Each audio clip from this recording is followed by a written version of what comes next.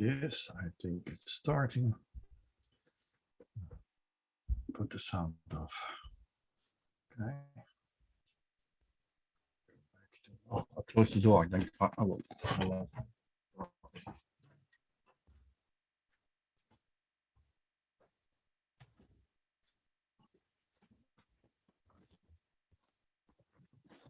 Just double checking. Stream.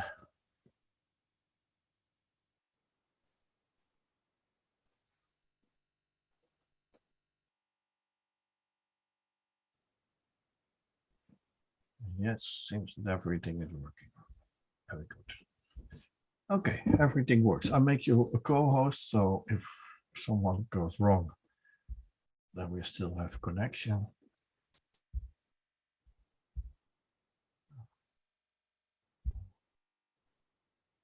Make co-host. Good. Now we're ready. Okay. Good evening, everyone. This is again Don't Give Up Ukraine. My name is Ruud Meij, and with me is Orysya Bila. We are, of course, partners in Don't Give Up Ukraine. Anything to say about yourself, Orysya? I'm a philosopher, just like you. Thank you. That's enough. I'm a philosopher, just like you. Yeah. Okay. And we decided to have a conversation between the both of us about a small lecture Orysya gave last Saturday. I think about it was in a program about the future of Ukraine in 2030. I think so. It's quite daring to think about it today, and it was on the difference of Ukrainian and Russian values. So that's quite a subject, of course, and so we just thought it would be interesting to discuss this this evening and to see where this discussion is going. I think it's very important to understand something about the different directions Russian takes and Ukraine takes and so on, that understand the war also. So, but we have this traditional question where we always start with, and this question is, Orysya, how was your week? Oh, thank you. Well, the week, this is a week of the war, another one. And of course, it has different moments. We had really uplifting moments when the American HIMARS came in, and the hope is there for the victory, but also there are moments for the very aggressive behavior of Russian soldiers, of Russian militaries, and there are moments when we have to run into the shelters 3 times a day, and this was just one of those weeks. So unfortunately, it's not 3 days or even 2 weeks or 2 months. Now it's 133 days of the war. Yes, 133 days. I could imagine that 133 days ago. Huh? So the war becomes a routine. Yeah, and somehow not. So that's how I experience it. That you look at your phone, your smartphone when you wake up, and the first thing you look at what happened last night or last day. I think, okay, that's not very different from the day before, and that's a good thing, but it's really a bad thing. So that you can get used to this experience, so to say. Yeah. The last night I had this moment.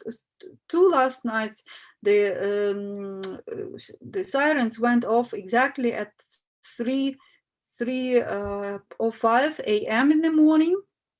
And that is, of course, really stressing, because 3 in the morning is the time when people usually sleep really deeply. And then you always have to make this decision. Do you want to run to the shelter right now, especially when you have a little kid at home? And then all of a sudden I understood that this very moment, while we are relatively safe here in Lviv, there are some families this will be their last night in the life. And it's just not because they are deeply mature, they're grown up, they had a long life. It's because somebody decided to set off the rockets, and that is really unfortunate. You posted it on Yes, Facebook. I read it. Yeah. It was just such a, it was a terrible type of enlightenment that you receive in the middle of the night. Yeah. Yes, I can imagine that. And fortunately, your daughter was still sleeping. Yeah. That is fortunate for us. She learned to sleep even when the sirens are really loud. Yeah. So this is actually the experience of the war today. Of course, this is very different in Lviv than from in Alkmaar. So it's but then this war becoming a kind of a background of your daily life, and then somehow in the middle of a night, it's not like usual. So it's really painful. So that's really what I mean. It becomes routine, it becomes a part of the life when you have just to be ready that this is not a normal life anymore. You have to be ready for something can change right now. Yeah, I see. Yeah. Good. So it's not something to be very happy about. It's like it is, so to say. But that's why we are asking this every week. So, and so let's go to our subject and our topic of today of Russian and Ukrainian values. I'm very curious. What's your? Could you say something? Could you summarize the lecture you were giving at Yuku last Saturday? Well, first of all, I want to say that we started with the Kyiv Mahila Academy, which is one of the most prominent, I suppose, leading universities in Ukraine. We started the set of these conversations, visionary conversations about the future of Ukraine after the war, with this logic that the moment when the war is over, it's too late to think about the future.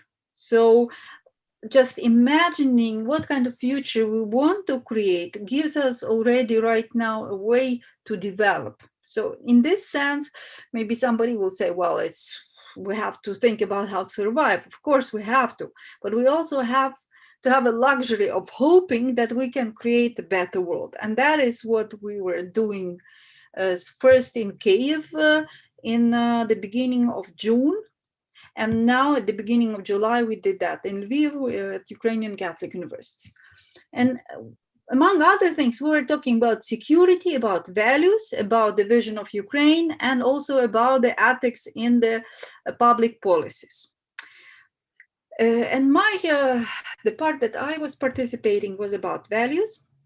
And today's our topic sounds quite strange for any philosopher, because I would ask you, Ruud, is there any Dutch values that would you name such Dutch values? Are there any specific Dutch values? I would say immediately that's freedom, liberty. Freedom. Yes. But how about German values? Are there German values? Well, also a bit of freedom, maybe, but I understand what you mean in making saying something reliable on this. When we talk about today Ukrainian and Russian society, I'm as a philosopher very skeptical about this idea of national values, in a sense of this positivistic description that there are specific values that belong to some nation. Because if we think about freedom is, of course, something that is in the core of Dutch society, but I think it's in the core of European culture as itself. Freedom is something that is valuable for the entire Europe, starting from Ukraine and ending, the most western part, whenever it ends. Same also about maybe about human dignity and about liberty and independence and autonomy and agency. So I was thinking about these ideas of values. I was thinking about Russian and Ukrainian past, where we come from. And I think one of the things that is important when we think about national values is that they are not part of our nature, so to say. They were not, Ukrainians are not born with the bigger level of freedom than, for example, Russian. That is not true. But there are moments that, our culture, our historical events that happened to us, our common experience, they kind of create a certain mood where one nation can develop in one direction and another nation can develop in something totally different. And I think when we talk about Ukrainian and Russian societies, our common tale, if I may say so, is our totalitarian past. And, Karl Popper wrote his Open Society and Its Enemies in 1945, but he wrote it actually in 1937. And the first original title was that Three False Prophets, Plato, Hegel, and Marx. And according to Karl Popper's vision, or Karl Popper's approach, what is totalitarian thinking about, and of course totalitarianism is not something that was invented by Plato. It's totally modern thing. It's a production of a modern mind, but there is a certain phase or certain belief that is a basis of totalitarian thinking, that is the history is developing according to the universal law, and the final aim, final goal of the history is something that in Greek we call telos. It's higher than any individual human being. That is something that is common both for Plato, for Hegel, and for Marx. When I think about this, and for us, Ukrainians and Russians, Soviet Union, as this project, it's almost a quasi-religious project, right? Creating a new modern society that will develop in something beautiful. And the goal of that society itself was higher than any individual. So one of the things that Stalin invented, or he did not invent it, he borrowed it from French Revolution, but it's a typically a totalitarian type of thinking. There are enemies of the nation that have to be removed for the nation to be able to reach the goal that it's aiming at. And when I think about the opposition of this totalitarian society, it's not actually individual society or liberal society, not really so, but really a just society. Just society is a thing, or it's a concept invented by John Stuart Mill, right? And developed by John Rawls.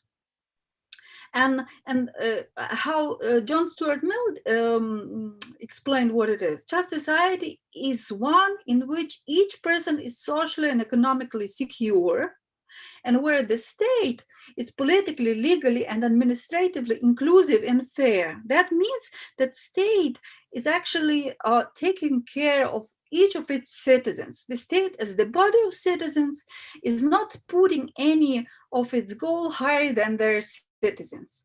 And I think one of the most important parts about contemporary liberal politics is that politics in a wide sense of the word, as politics has the highest goal of politics is not better society, but a just society. Alain Badiou said that we have to we are, in a sense, all are participating in the politics because it's an ability of the society to be in charge of its own destiny, to find the just society and to act according to the imperative of the common good. And I think, well, if we talk about Ukrainian people, Ukrainian nation, after we freed ourselves from the Soviet Union after the Soviet Union fell apart. For us, this just society became a big goal. But what I'm really grateful to my people is that in this, even though we came out of this totalitarian past where it's a big problem that the society having its own goals always put the individual person down, in Ukraine somehow we learned that logic that each citizen is important in this common process. In the Catholic Church, they call it the three important values. That is solidarity. How you call this? It's a cooperation. Well, the thing is that's what I was wanted to say, that in this striving for just society, we in the last 30 years were failing badly. But one of the things that happened to us, and I mean this happened sometimes between 2007 and 2014, is actually we grew up in the society that Margalit was calling a decent society. You know, we grew up in the logic of being able or being capable of respecting or understanding the value of dignity of each human being.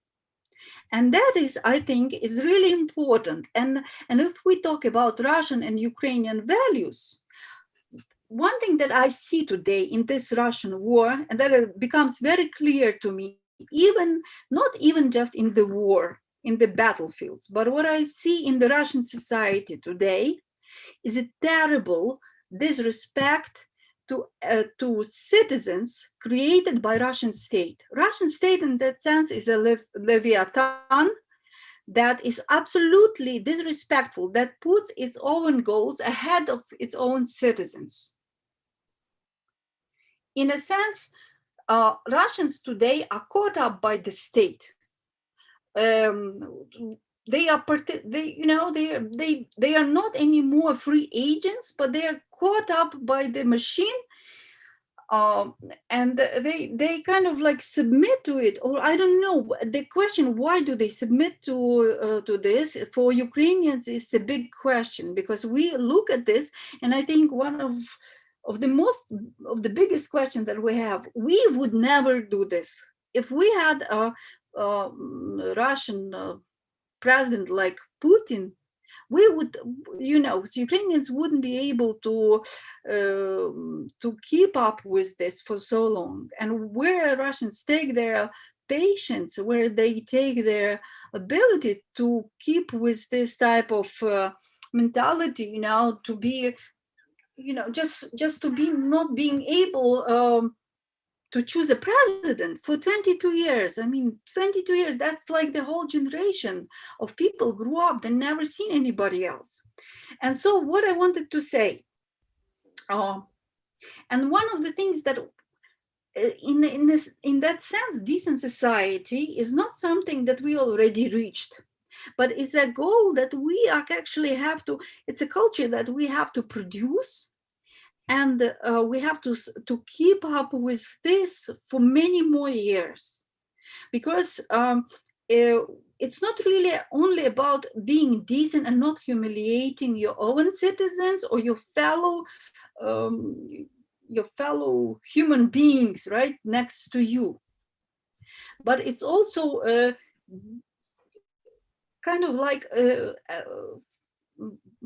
growing up this culture of decent society in relation to your past, that is accepting some really unpleasant moments of your past, but also including the people that were excluded from your past, and accepting this really, huge different society. Because I think Russians say we are nationalists and fascists here. I think we are very much smaller number of the fascists and nationalists than they have in their own country. But still, I see there are people in Ukraine who would say, well, Ukraine should be for Ukrainians, or all Ukrainians have to be of Ukrainian ethnicity or something. That is, I think, that is totally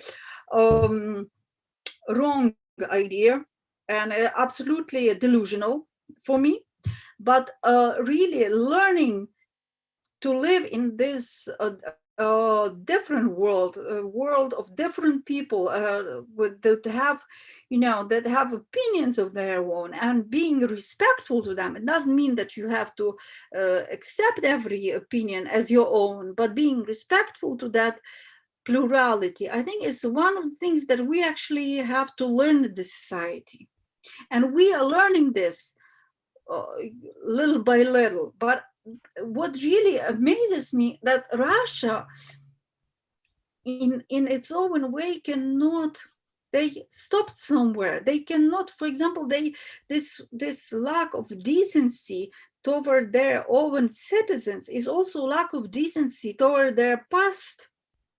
And I mean here what we were talking was what you were talking was Mikhail Epstein about this warped morning, about not being able to accept your own past and recreating it in a totally in a totally strange way. It's actually rewriting your history for the sake of creating the type of a past reality that would fit your current ideology. And I think what is the difference now, when we in 2014, we were talking about Ukraine is Europe, and of course it's not really about geographical space, because we are in Europe, right? Why Europe today is helping us, among other things, is not just because we are good people or we are really suffering, but really we are part of the European space. This war is happening in the middle of Europe. But I think for Ukrainians to declare Ukraine is Europe is actually to declare not the physical space, but declare it as the space of values. And one of the central values in this is actually a value of respecting human dignity. And in that sense, we have a common European value that we all, for us, then it becomes almost a sacred value, as Avishai Margalit calls it, politics as religion. That is the type of a value that we cannot give up on. We cannot really argue on that and bargain that. We can bargain on economic goods, we can bargain on interests, but we cannot bargain on the sacredness of the human dignity as the central value of all European space.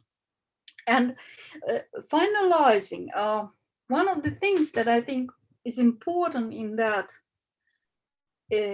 process, actually, what really makes a Homo European, and that I found in the book of one of our colleagues, Anatoly Ahutin. He lived in Russia, and he fled Russia together with his wife after Putin started repressions on that was after the not the Orange Revolution, the Revolution of Dignity. But when it became clear that Russia is developing in a certain way, he came to Kiev and he published a book called Homo Europaeus. And one of the things that he wrote there about what really makes a human being of the European culture, it's culture of self-questioning. And that means that Europe is not really about rationalism, because rationalism or not about really just about Christianity. We can be rationalist hedonists, right? It's not really we know as philosophers that ratio can be quite instrumental, and it can be very damaging. But what really makes a human being of the European culture is that you keep on asking yourself, and when you stop asking yourself, when you stop thinking, then Ahutin writes, you start shooting. And we don't have any other versions of that. Either we are in the war or we are in the discussion. And this discussion is the core of our European culture. And in that sense, it's something that cannot be reached. It's not at a loss, but it's a process. And that is probably also one of our sacred core, or I would say this basic value of European culture that we as Ukrainians share with the European, with Europe as such. And that is this ability to keep asking ourselves and participating in the discussion. And I think that is really what makes a big difference with the totalitarian society to which Russia belongs to. That is what I thought. So this was quite an expose, so to say, what you were sharing now. Also, I was sharing then, and I think there are a lot of things to think about what you say. So one of the things what I find quite challenging and interesting, so is that you could say, well, if you think about these values, I think you're quite right when you say, okay, what your Dutch values are these.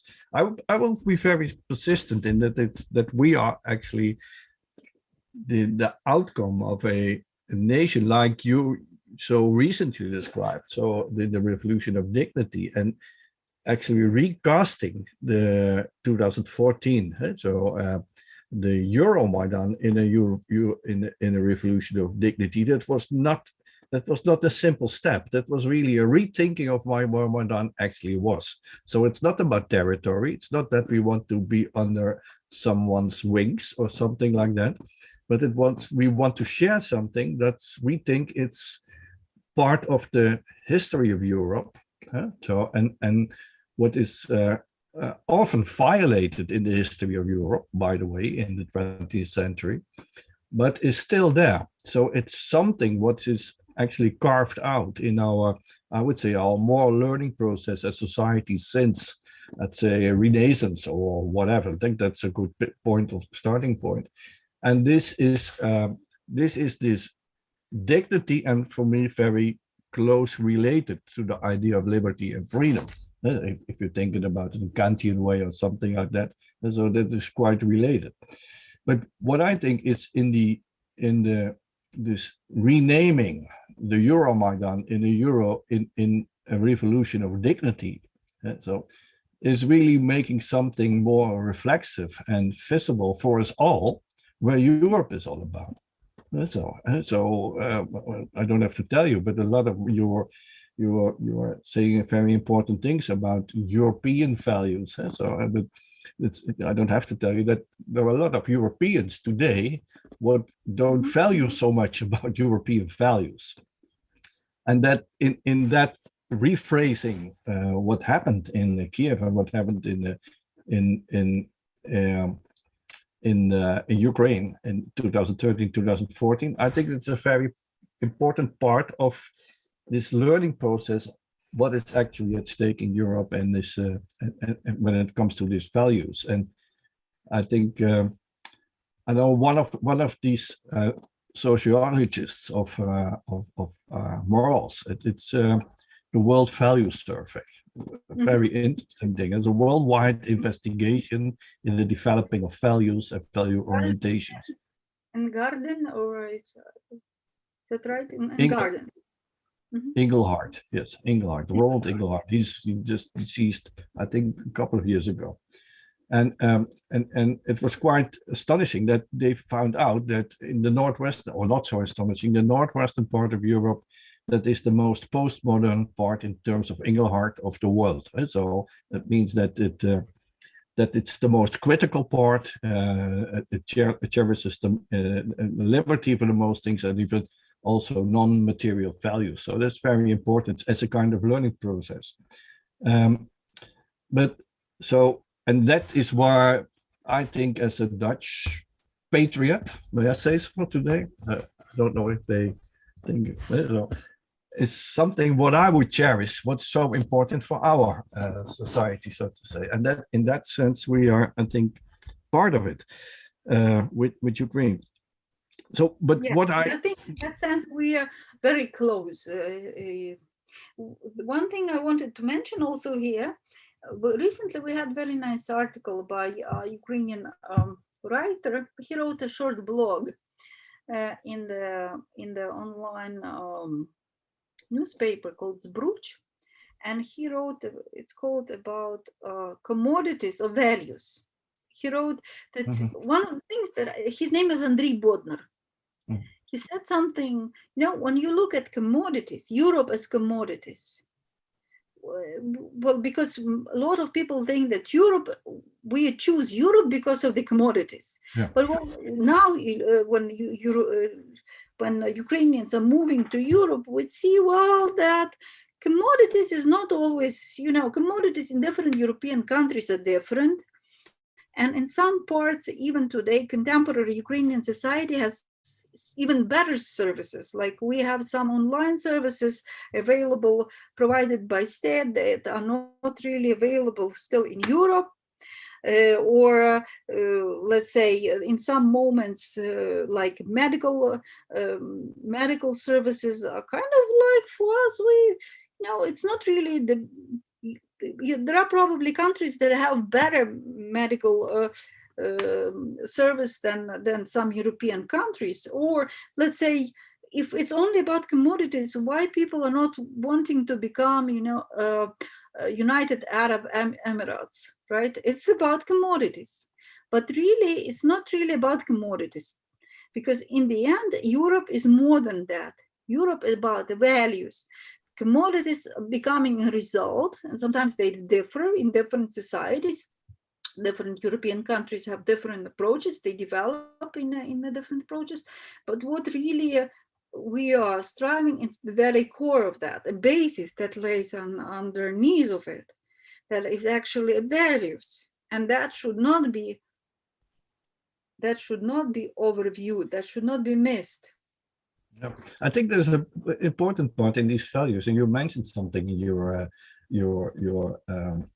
lecture, if I would say so. And that's I would like to add the word justice to values. So because I think these values in itself doesn't make a community of justice, so to say. And so it's not a coincidence that we have the European Court of Justice, so right. Not the European Court of Values. And I think that is very important. And this also brings me, and these, of course, these basic values you are referring to are basically at the heart of, let's say, of these what the European Court of Justice is working with, so to say. And it is at the heart of dignity and so on. But you are also referring to something what I think is very important, that is this almost puzzling way. So we are talking about Russia, we are talking about Ukraine, and you are, let's say, you are neighbors, so you are so close. You share this, what you said, you share this this history in the 20th century, and most of Ukraine. So, and then there is this puzzle. Why didn't Russia de-Stalinize? Why did it de-Sovietize? And so this idea of taking the other road, and not the road of dignity, freedom, or whatever, but the road of a very different road, an imperial road, and so on. And so I was reading a bit about the Homo Sovieticus. So this is a sociological research. It's done by the Lefala Center in Moscow, first with Yuri Lefala and then Lev Gudkov. And they Levada developed the concept in the 80s, 87, I think, Homo Sovieticus, and Lev Gutkov did his sociological research. And so are people really thinking as Levada was claiming that they think? So, and the Homo Sovieticus was a very system rewarding person, so to say, the correction of being obedient, conformity to rules and systems and so on, and subversiveness and so on. This was a kind of characteristic, and they did this sociological research, and they also came up with this confirmation of that this kind of person exists in reality. So not only in this sociological imagination, but in the value orientations of people who live in Russia. But Levada's idea in 1987 was that there would be a generational shift, and the next generation, so the generation after 1989, would be not this Homo Sovieticus, but would crumble, and then the institutions, because the Homo Sovieticus was a survival strategy under totalitarian rule, so to say, and the totalitarian institutions actually needed the Homo Sovieticus to survive also itself. And Levada, he predicted that this Homo Sovieticus would crumble, and then these institutions, these totalitarian autocratic institutions, would crumble too. And the surprise was that didn't happen. So instead that it was crumbling, so in the beginning of the 90s, there was some shift in difference. And if they did the same research a couple of years, almost a decade later, this Homo Sovieticus was still in place. And that's something what I find quite mind-blowing. So in the sense that... Well, I want to remind you that there was a moment where it was a shift, but it lasted very short. It was about 10 years, first 10 years of Putin's presidency. After this started with Yeltsin, 91 maybe, where there was putsch, and then there was a soft development, and then something happened. And that is very interesting. What happened at that very point when Putin, that already was ready, he actually was prepared to develop in where this turning point became really, why did it happen that they made a turn 180%, you know? It's like almost returning back. Yeah. And that's true. And so I agree that it was a kind of a window of opportunity. So it was about, I think, so Marcia Gessen wrote beautiful about this. And her story is also that it was a kind of a period, these 10 years, but very disorienting years, was also years of economic crisis, in a very serious economic crisis. So you had 10,000 rubles and then you had nothing. So, and then, there was some rethinking and reshuffling, but something didn't happen. What happened in Ukraine? That's what basically what's I think what's happening. And I keep coming back to this this coming to terms with your own history. I think Alexander Etkin is I think you in earlier conversations you said, well, they didn't do the homework. So and that was true, but that doesn't mean that there wasn't any homework done. So there were a lot of writers already in the 80s and even earlier who tried to write about the Kulak experience, because that's what we are talking about. So this is the Kulak experience, what we are talking about. But there was one word, if I read it correctly, I didn't read everything they wrote, but these books were, to my knowledge, very, I would say, aesthetic and existential. And there lacked one very important word, and that is exactly this word of justice. So there were actually very important writers, like I have one here. It's Andrei Sinyavsky, for instance. So they are working very critical about their own experience in the Gulag, but there is some aestheticizing. So there's an aesthetics of living in the Gulag, and it never becomes to something like we have to do justice to what has done then, because there are millions who have died, there are millions who were tortured, so on, and you can't leave this question out. So who has to pay for this? What is the retribution? Who is guilty about this? And I think these are questions that are left out also in the 90s, but are basically, for me, a kind of explanation. It's not a kind of explanation, but something what I find remarkable, that I can say, well, as long as these questions don't come up of the agenda of coming to terms with your values, and then you get something like, well, you have values, but okay, what are they worth? Are they just? Then it's maybe not possible to coming to terms with your own totalitarian past. You get locked in it, so to say. You get locked in being a Homo Sovieticus. You're addicted to it. What do you think? Shows that my connection is not very good. Aha. Now it works again. Right? Yeah, Okay. I will look I at it. think, yes, exactly. And I think this is what this Ahutin wrote about this self-questioning.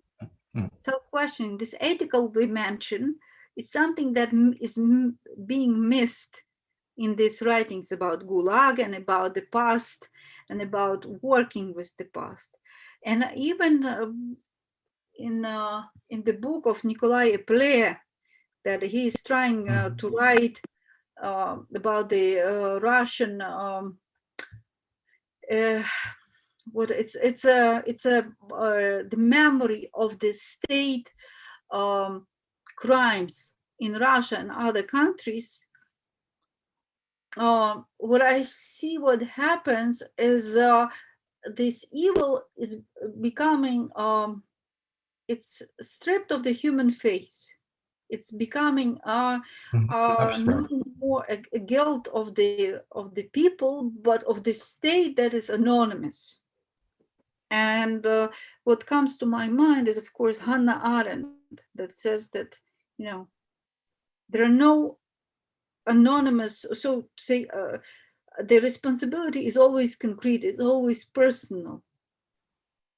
And that means that if there is a state like this, there are people that create the state like that. Exactly. Yeah. And that's basically, I think, why this sociological research of Lev Kutkin is so interesting, because he's not fantasizing about orientation of people, but try to really to find out what they are really thinking, so to say. So one of the things of this Homo Sovieticus is what he called double think. It's something what he took from George Orwell, and that you can have basically two thoughts at the same time who contradict each other. For instance, we are living now 75 years in Russia, and we have become very different from the West. And at the same time, you're thinking, well, somehow Russia will become something like the West. So these two are, I call them autonomies, but these are two things you think at the same time, and it's called a double think, so to say. And so, and this is like I would say a kind of self-protecting thoughts. So it's a defensive routine. So I would say that's so. And for I think for thinking about these terrible losses which took place in Russia, because it was terrible, so to say, and so I was very much thinking with Atkin about what he said about colonization, internal colonization, and also about these enormous losses, tortures, deaths, murders in the gulags and so on. And then Atkin said somewhere in his books, he said, well, this is a kind of collective suicide. And so you're not only, and so if you have so many people who are killed, there are so many contributors who contributed to this killing. And you are once, the first day you are a victim or a perpetrator, and the next day you are the victim. So, and this is a kind of what's really mind-blowing if you think of value orientations, because they look so, let's say, uniform, so not without ambivalence, so to say.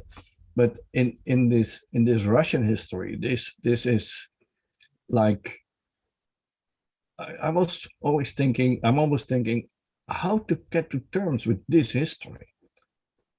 It seems almost impossible in this generation, maybe next generations or so, but this generation, it seems so impossible. And then you have a kind of an explanation. So why not taking this dignity away? Because this dignity, as you put it rightly so, it's a reflective way. And reflection means also reflection on what is our history, what was the part of our history, what was the part of our fathers and mothers in this history. And this was not only a history of criminals, but it was a history of really people who, after the Bolshevik Revolution, really believed in an ideal society. And because they believed in an ideal society, they betrayed their parents or their friends or their neighbors as traitors. So I think, may I interrupt you? I think one of the things that happened, what really amazes me is that Russians could do such a nice cooperation with European world is not something that is threatening to them, right? We really, in spite of what Putin says, we really never seen any, so to say, invasion of the Europeans, or somebody is trying to threaten Russian existence. But what really makes a difference is the Russian desire to dominate. Mm-hmm. It's a domination, and not domination. And in that sense, this domination excludes. It makes the West as its other. It's total opposite. If you have to dominate, whom you have to dominate? You have to dominate the world, and the West is the world, actually, that you kind of like you make your position to.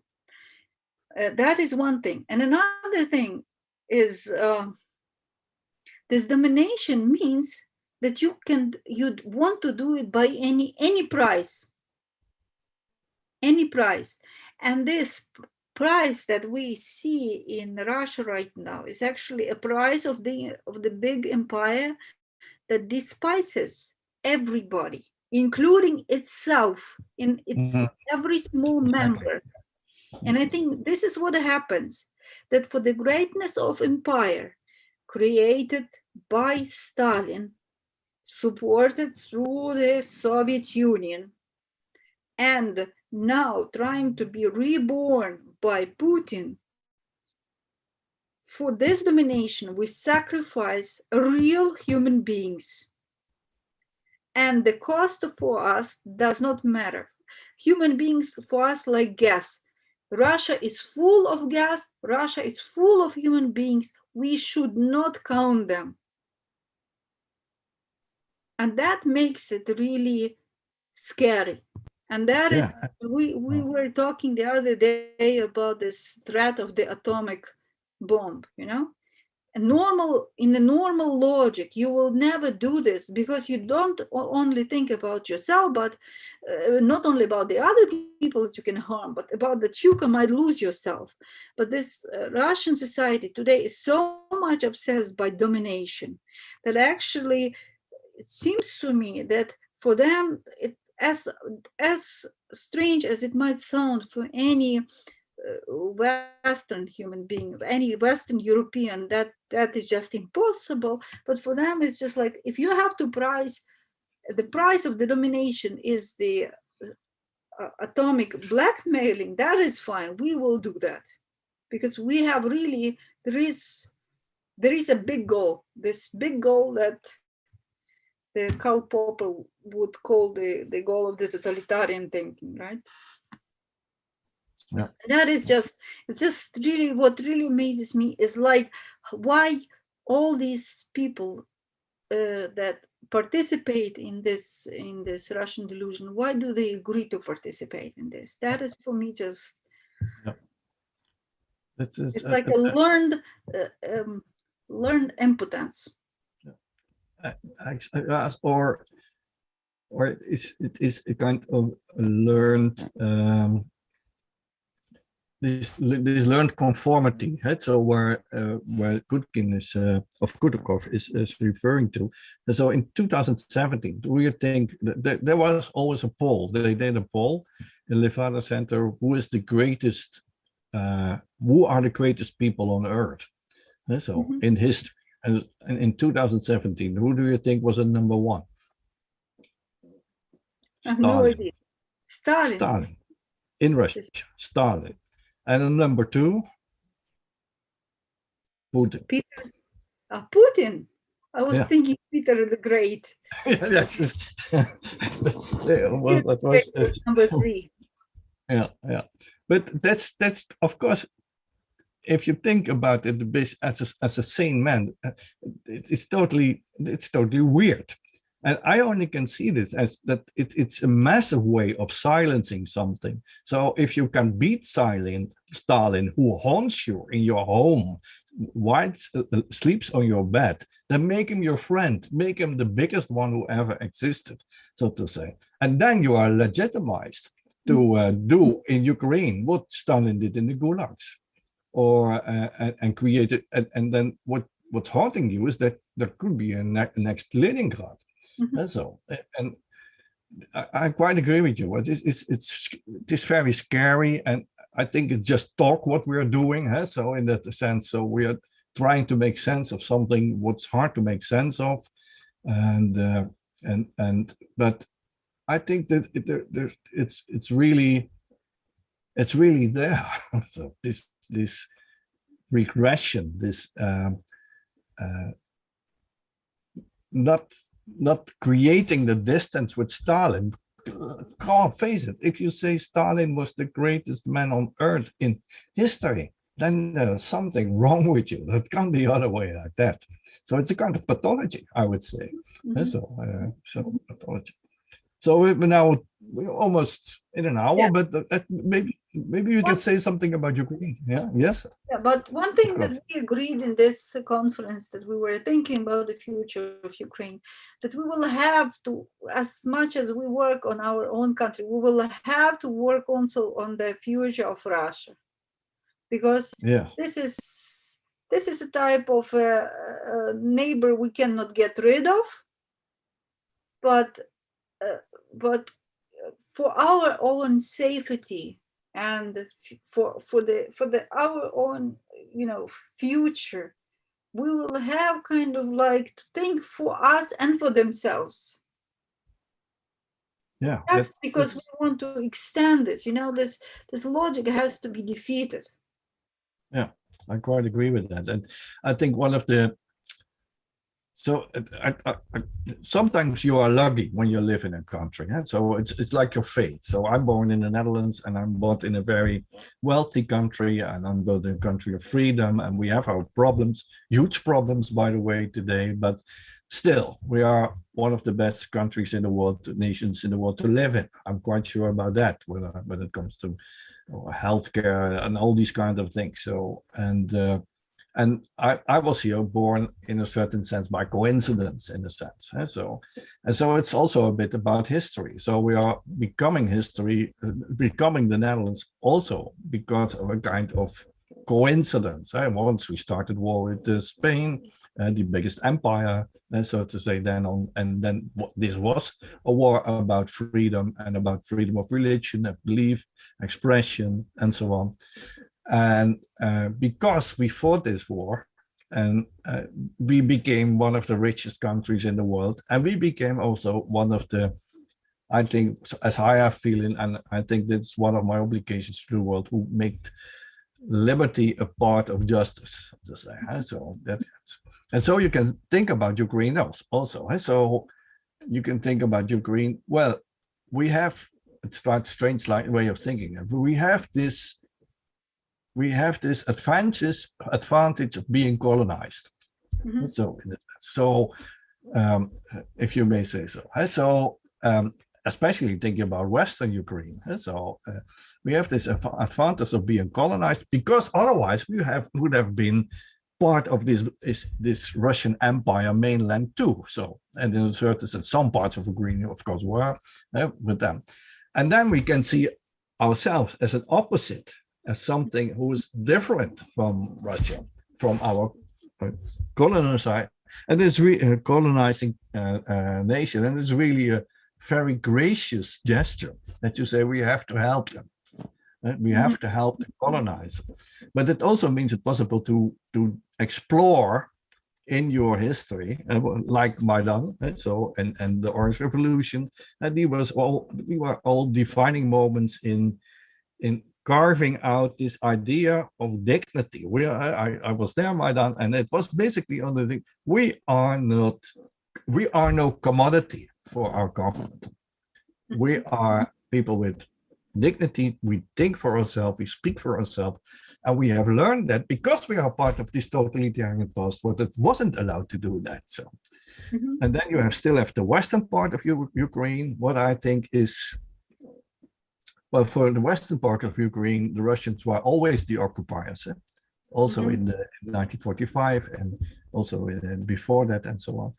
So that is also how will you say that, a kind of coincidence, a kind of fate. And so you are now fighting this war of dignity. This is a war of dignity, if you say so. So yeah, that's yeah, absolutely agree. It's a type of historical coincidence that is actually for us as Ukrainians. I think the big Eastern Ukraine is what the big Ukraine, we call it big Ukraine, and there is a Western Ukraine that is really, it's kind of like always, they are very proud of themselves. But I think this is what really makes today a Ukraine a really place of a separate, no, it's a specific place really in Europe today. It's because by historical coincidence, somehow we became one, and we actually help each other. And now, being the one, we will have to also to help to our Eastern neighbor, because we see that it's not just a matter of their own well-being, it's also a matter of our well-being. yeah, of course. I was talking about these Catholic values, the Catholic social doctrine, but I think it's not really, it's a solidarity, subsidiarity, and the common good. And it's nothing specific Catholic about this. It's really these values of the European humanism that comes out of the idea of the human being as the highest value. Yeah, and that's the same with dignity. What you're saying, this discovering of dignity and so on, and discovering, carving out of dignity, the renaissance of dignity. That's a better word to say it, I think. Bringing it to life again, what it means to fight with that. I always think, if you are a bit of an Hegelian philosopher, you think then the Weltgeist is now in Ukraine, because there is the struggle on this dignity and freedom basically going on. So, That is. and so, okay. Have you anything say to finish, or shall we just leave it like this? Well, I just want to address all Europeans that listen to us. That is actually, it's a common war, and this is really a war for human dignity, a war with the present and with the past. Yep, agree. So let's finish this. This was again, Don't Give Up Ukraine, episode 21 already. And next week we are talking again of the diaspora. And we are talking about Fiksachewicz. He wrote a very nice book on the diaspora. And we also have a guest from the Canadian diaspora. and that we will explore some of it, because this is also part of Ukraine, the diaspora, living Ukrainians all over the world, including the Netherlands, by the way. So thank you for this conversation again, Orysya. Thank you, Ruud. See you. See you. So this was it. We'll cut this off. I see we're still live. We're still live. Oh, yeah.